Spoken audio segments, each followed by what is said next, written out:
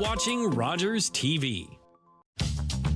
This program is brought to you by Ignite TV. Now you're in command. Visit Rogers.com for more details.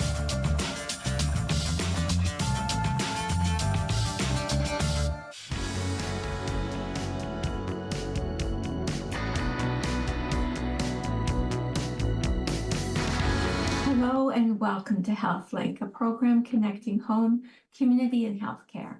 My name is Carol Merton, and today I'm delighted to welcome two guests to the program. In no particular order, Annette Pedlar, who is the Executive Director of Safe and Sound, and Lindsay Johnston, who is the Director of Implementation, Ontario Health Team, Grey Bruce. Hopefully I've got all those titles right. And we're going to talk today about a topic, palliative care and end-of-life care for the unhoused, precariously housed, or homeless. I want to welcome you both and thank you for being on the program. I have to be honest, Annette told me that this was going to be a winning program because it was an important topic, and that was in June.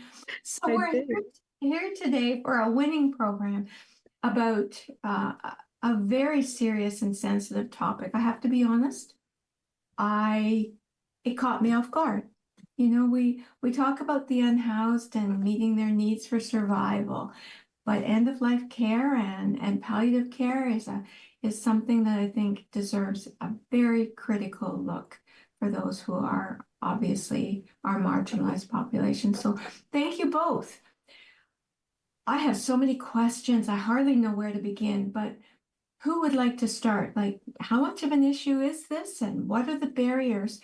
And what is the Ontario Health Team? Like, how did the Ontario Health Team get involved? Told you I had a lot of questions. It sounds like you better start, Lindsay. Yeah, so I'll give a little bit of an overview of how we got to working on this project. So about a year ago, a call for proposals came out from Healthcare Excellence Canada for a project that they actually started 2 years ago. So they were doing a call out for the second cohort of applicants. And the name of the project is Improving Equity and Access to Palliative Care. And it's to focus on improving access for priority populations, specifically people who are Indigenous and those who are unhoused and vulnerably housed.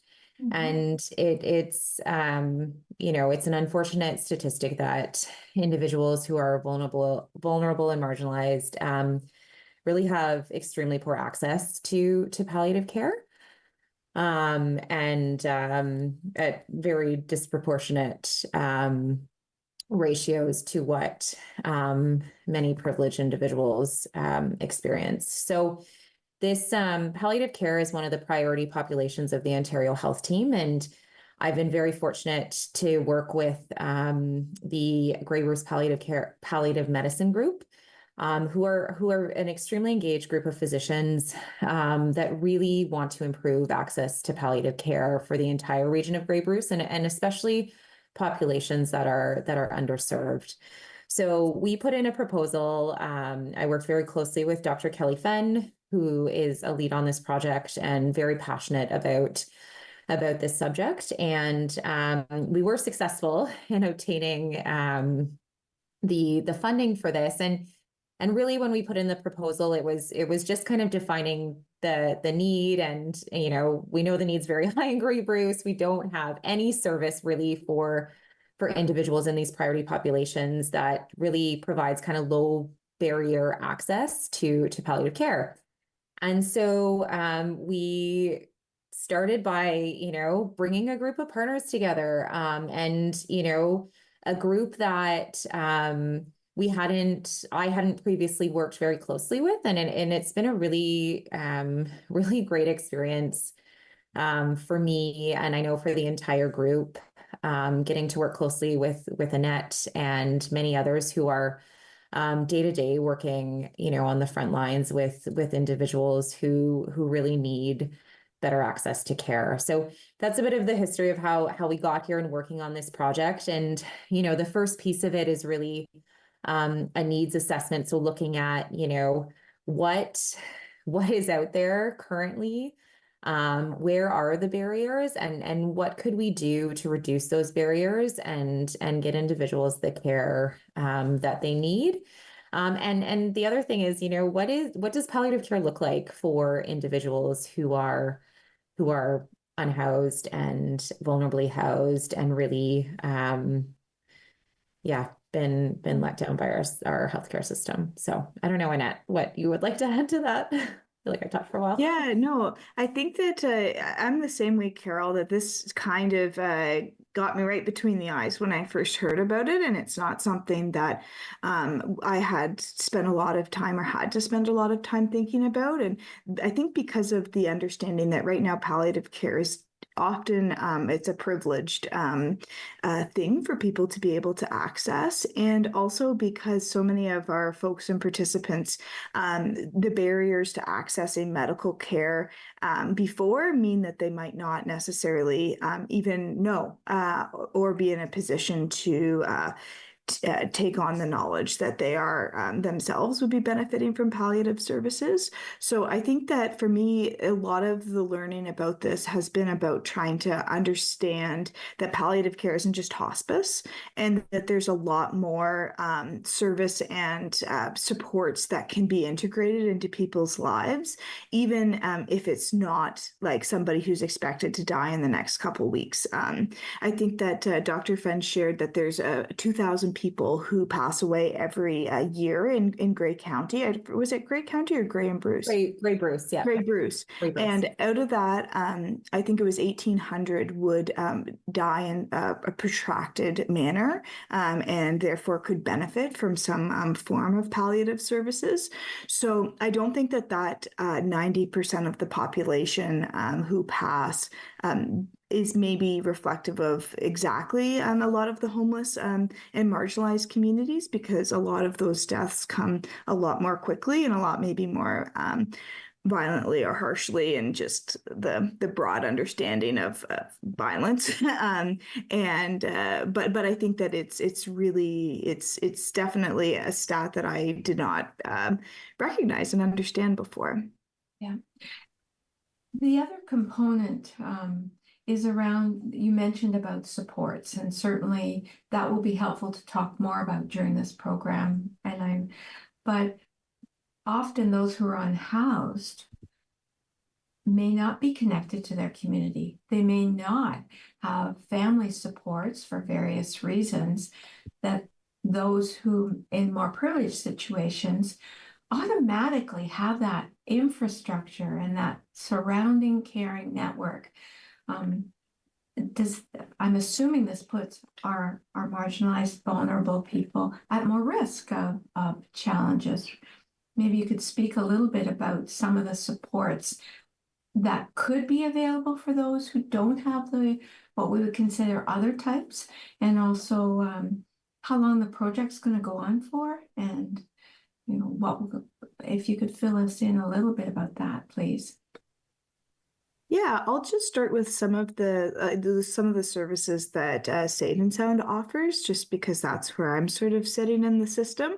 So we try and connect people. We have the SOS team. So for anyone who doesn't know about SOS, it's a fantastic program, an initiative that's got a lot of different supporting partners. So there's two mental health counselors from Canadian Mental Health Association. There's a nurse practitioner from the hospital, as well as fantastic paramedics from Grey County, as well as a social navigator who's a finder and fixer of many things from the United Way.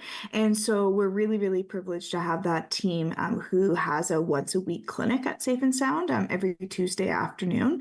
And so that's typically a first point of entry for a lot of our folks who are needing to access different medical care.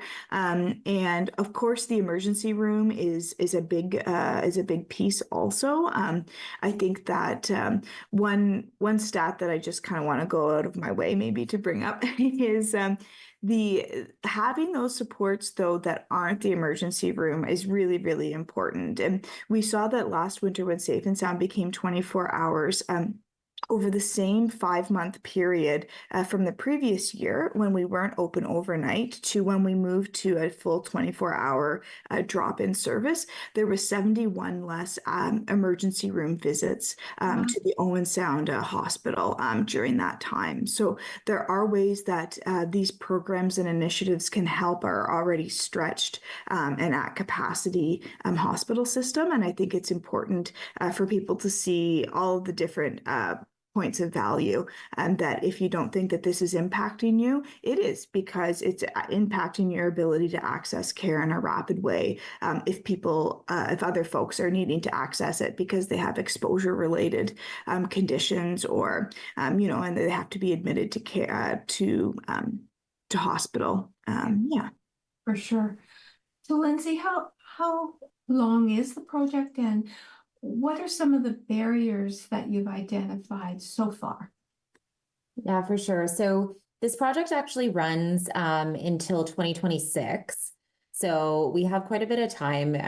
The funding flowed in April, so of 2024. So it'll extend until April 2026. And our goal, as in all of our projects, is to create something sustainable. That will either be, that we can prove is effective and really serving the need, and then we can find a way to continue funding it and providing the resource. So I just to build on what Annette said, for a lot of the privileged individuals in our community, if you're receiving palliative care. So, that can be, it's not right, doesn't mean hospice. If you're seen to be requiring a palliative approach to care, requiring, treatment for pain and symptom management and improving quality of life, and you're in a home, you have access to, home care nursing and PSW support, and a lot of services that are really dependent on having a home. And the same for kind of hospice. Hospice, I'm not sure if you've ever visited Chapman House. It's a gorgeous, gorgeous facility, but it's not always the most welcoming place for everyone. Especially individuals who haven't had the best experiences in institutions in the past, such as hospitals. They tried really hard to make it not look like a hospital, but it still has that, that appearance. And so I think what we hope to be able to do is create referral pathways and, some sort of program that individuals who are identified either in the community, like hopefully it doesn't have to be through the ED, like Annette mentioned, like hopefully it can be referrals from Safe and Sound and from, caseworker, housing workers, and other individuals, the SOS team, to, create pathways that individuals who would really benefit from a palliative approach to care are able to access it. And that's, accessing nursing, like everyone in our communities, should have access to these services, not just people who, kind of fit the mold. So I think, that's really what we're looking to do, is figure out how do we provide and how do we get the organizations that are providing these services and mandated to provide these services, how do we create pathways and programs to support their ability to provide care to all individuals.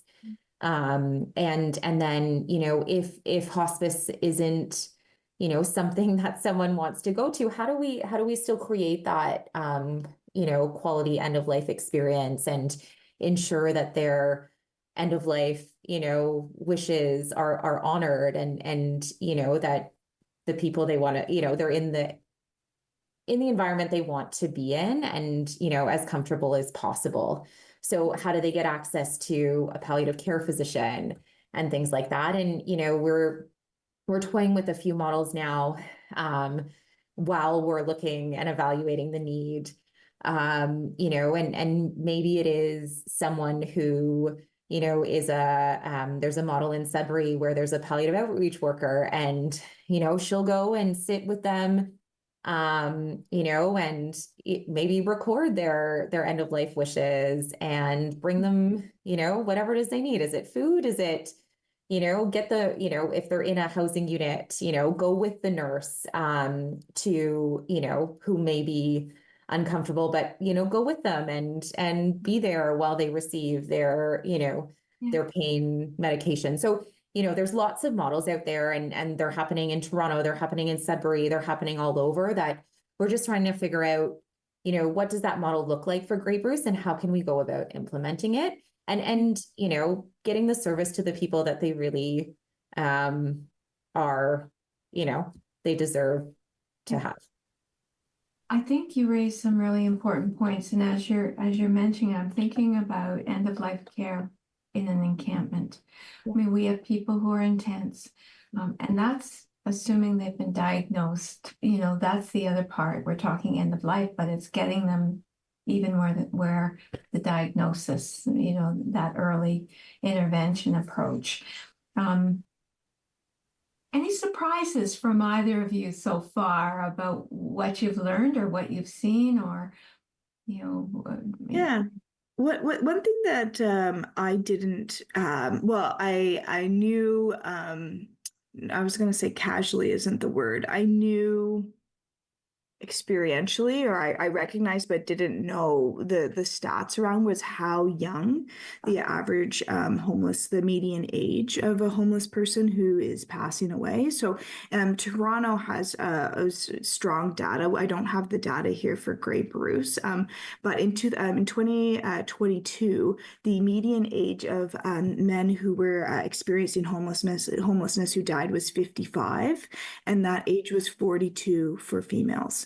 So that is, I think, a really different age and understanding of the people who are needing to access these services. And you do age more rapidly when you're outside. And there is living in not being able to have all of the nutrition and all of the physical protection and all of those pieces. It really does age people more rapidly. And that's something that I am always finding and catching myself on in Safe and Sound when I hear somebody's age, because it's usually younger than I think that they are.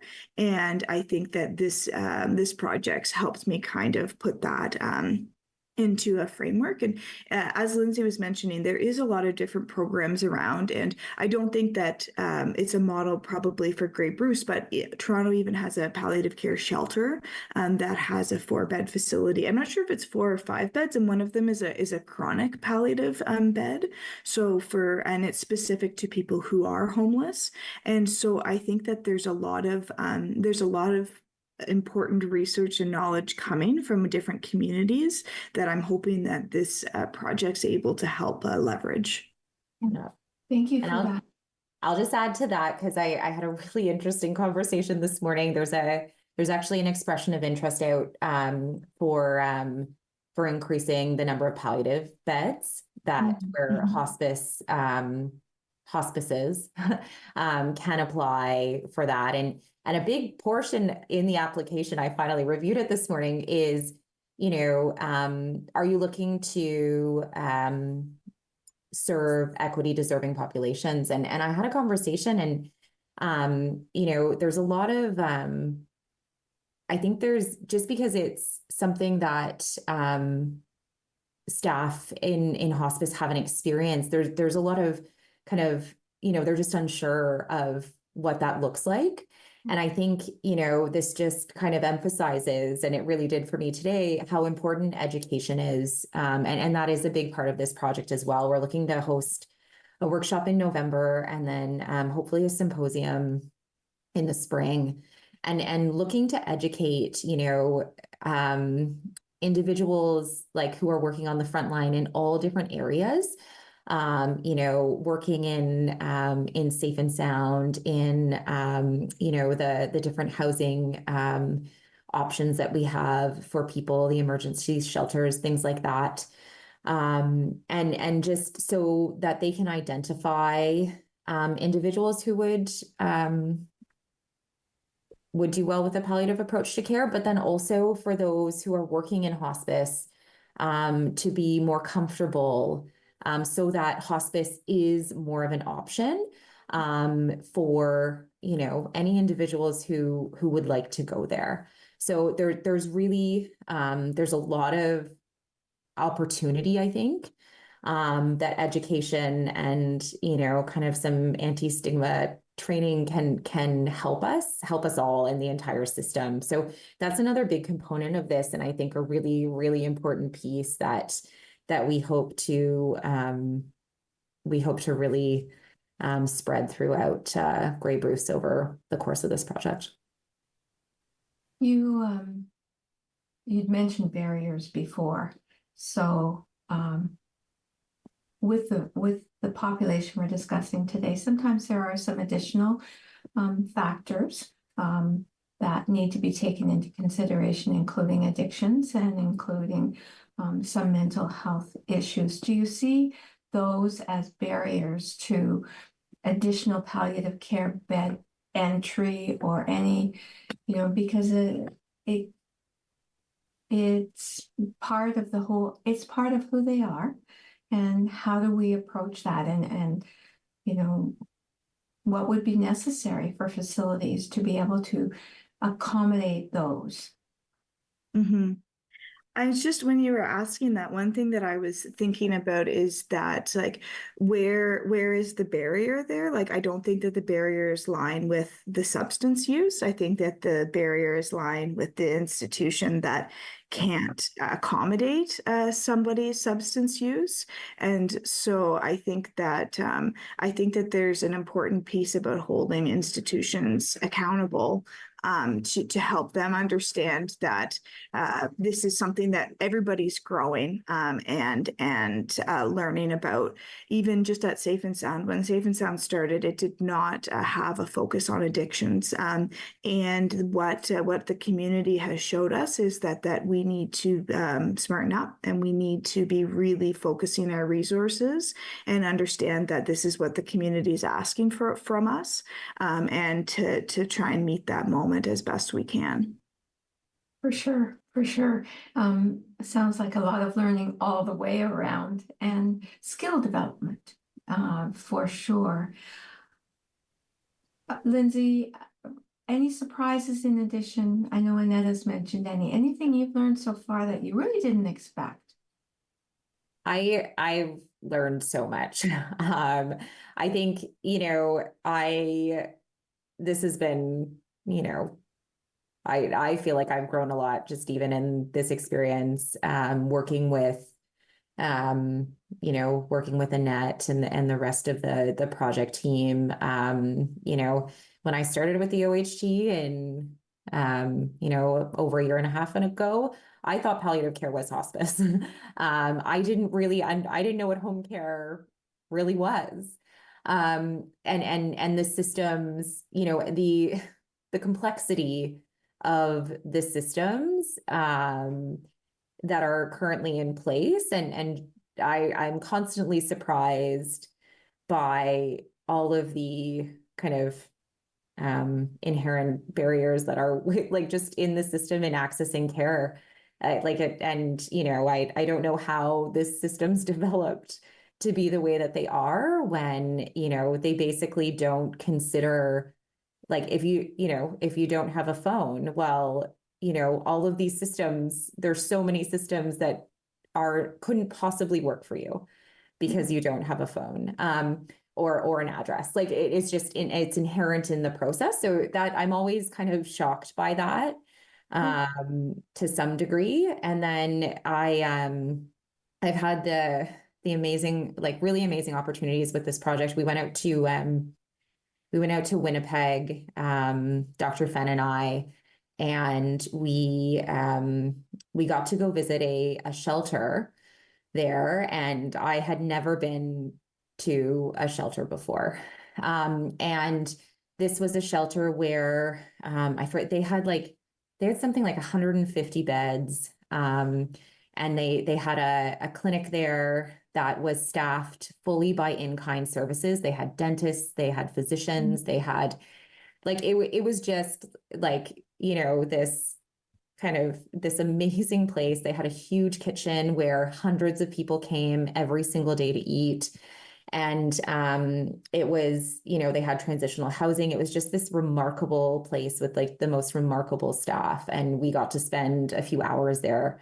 And just these experiences have really opened my eyes and made me want to learn even more and just be even more passionate about equity in care. So I think, I think just I'm constantly, surprised, and it just makes me want to learn even more and become more invested in this.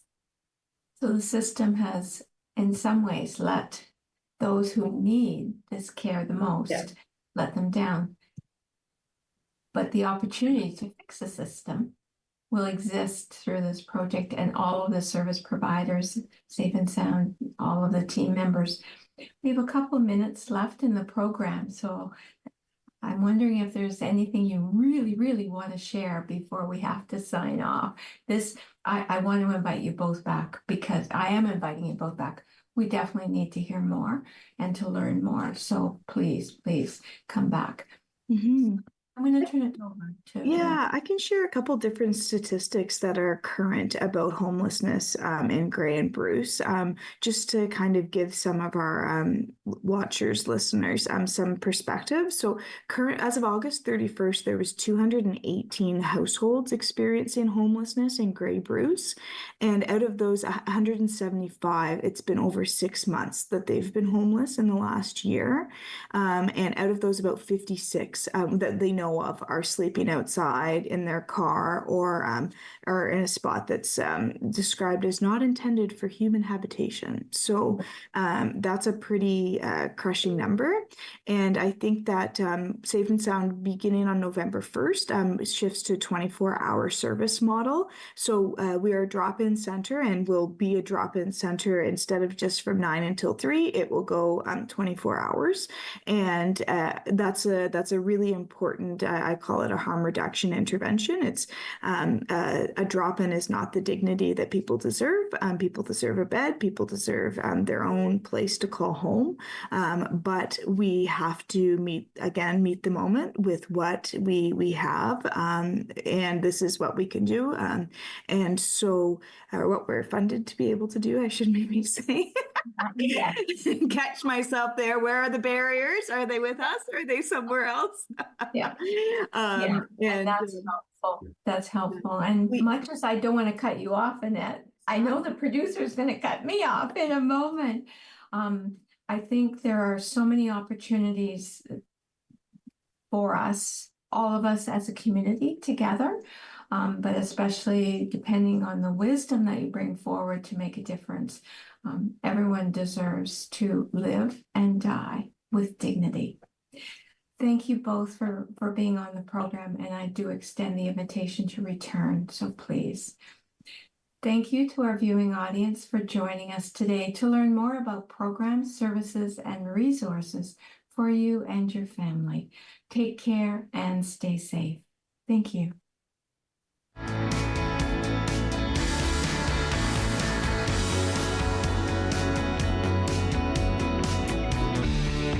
Connect with us by visiting our website or email us at comments@rogerstv.com.